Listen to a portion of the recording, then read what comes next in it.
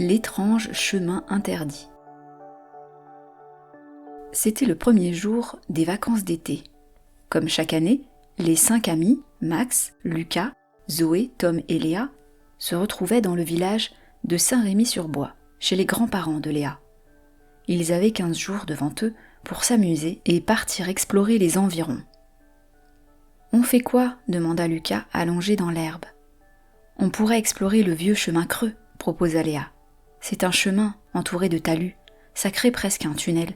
Il est fermé depuis quelques semaines. »« Parce qu'il y a eu un éboulement, » dit Tom. « C'est dangereux. »« Ou parce que quelqu'un veut qu'on croie que c'est dangereux, » répondit Léa.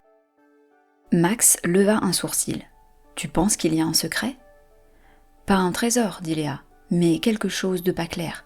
Mon grand-père m'a dit que la mairie n'avait pas d'infos sur ce chemin, comme si ce n'était pas elle qui avait mis le panneau ou qu'elle cachait quelque chose. »« Alors c'est décidé, » dit Max. « Demain, on enquête. » Le chemin creux portait bien son nom. Il s'enfonçait entre 2 talus, au fond d'un vieux sentier qui traversait des bois humides. Arrivé là-bas, un panneau disait « Chemin fermé, danger d'éboulement ».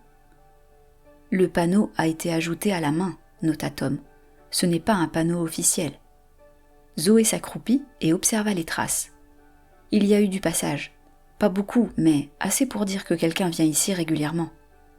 Ils décidèrent d'avancer prudemment. Après une 50aine de mètres, ils tombèrent sur un grillage grossièrement attaché avec du fil de fer. « On peut passer, » murmura Léa. « Ce n'est pas légal, » fit remarquer Max. « On ne fait rien de mal, » répondit Lucas. « On observe, c'est tout. » Au bout du chemin, une surprise les attendait. Dans une petite clairière, derrière une haie, se trouvait une sorte de cabanon. Une construction de briques et de broc, tôles, palettes, bâches plastiques. « C'est une cabane ?» dit Tom. « On dirait plutôt un abri, » précisa Zoé. « Regardez, il y a des bouteilles d'eau, des boîtes de conserve, des emballages de sandwich et des câbles jack. » Max ouvrit un tiroir. « C'est propre et bien rangé. »« Quelqu'un vient ici, » murmura Léa. « Ou vient souvent, et je dirais même plus, je pense qu'ils sont plusieurs. » Ils ne touchèrent à rien. Avant de partir, Lucas trouva un petit carnet, glissé dans un sac de course. « Ne l'ouvre pas maintenant, » dit Tom, « on le regardera plus loin. » De retour dans leur QG, une vieille remise aménagée derrière la maison des grands-parents de Léa, les enfants ouvrirent le carnet. À l'intérieur, des croquis, des listes, des rendez-vous. « C'est quelqu'un d'assez organisé, » dit Zoé. « Il note ses heures d'arrivée et de départ. » Mais ce n'est pas tout.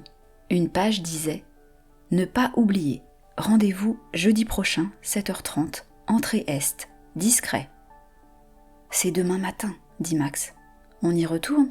proposa Lucas. Personne ne répondit, mais tout le monde acquiesça. C'est alors qu'une feuille glissa du carnet et tomba au sol. Lucas la ramassa. « Regardez ce qui est noté. Grange, bon écho, test lumière, 21h. Entrée du chemin, évitez regard. Relevé bruit d'oiseaux, ok. » « On dirait une carte de repérage pour une mission secrète, » dit Max. « Ou un plan de tournage, » proposa Zoé. « Ces notes, test lumière, son, ça fait technique. »« En tout cas, ça cache quelque chose, » dit Tom. Le lendemain matin, ils arrivèrent près d'un hangar. C'était un ancien bâtiment communal, fermé au public depuis longtemps, mais récemment repeint.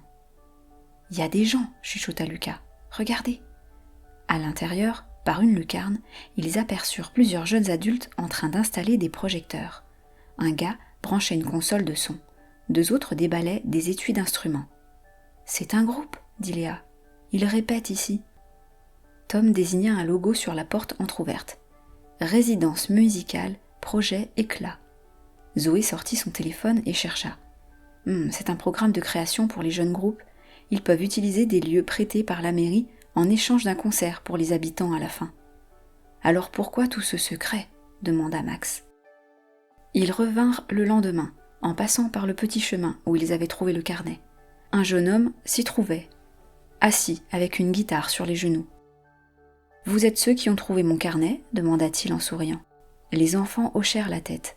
Ils ne semblaient pas en colère, plutôt amusés. « Je m'appelle Nathan, je suis guitariste dans le groupe. On travaille ici pendant plusieurs semaines. » »« Mais pourquoi tant de mystère ?» demanda Léa. Nathan soupira. « Parce que la dernière fois qu'on a fait une résidence comme ça, des curieux sont venus tous les jours faire du bruit, filmer et déranger. Alors cette fois, on a demandé à rester discret. Pas de pub, pas de réseau, juste de la musique pour une fois. » Il marqua une pause. « Le carnet, je l'ai perdu l'autre soir. Vous ne l'avez pas abîmé ? » ?»« On a juste regardé un peu, par curiosité, » avoua Tom. Nathan sourit. « C'est normal, à votre place, j'aurais fait pareil. » Quelques jours plus tard, le hangar accueillit une scène, des bancs en bois et une sono installée sous les étoiles. Dans la boîte aux lettres de Léa, une enveloppe. Pour les 5 enquêteurs du chemin creux. Entrée libre, siège réservé. Le concert fut génial et vibrant, le genre de moment qui reste dans la mémoire sans trop qu'on sache pourquoi. Après le dernier morceau, Nathan fit un clin d'œil depuis la scène.